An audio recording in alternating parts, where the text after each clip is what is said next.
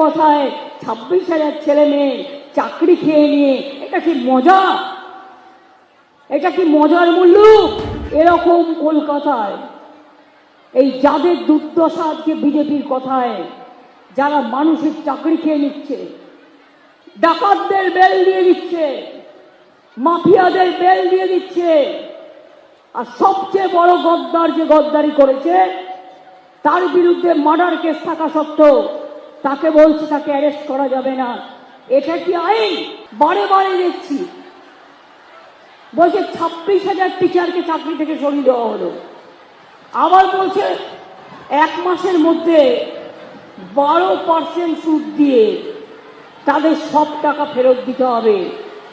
যদি বিজেপির নেতাদের বলি, যারা এইসব করছো, এইসব কেস করে শিক্ষক শিক্ষিকার চাকরি খাচ্ছ, সরকারি কর্ম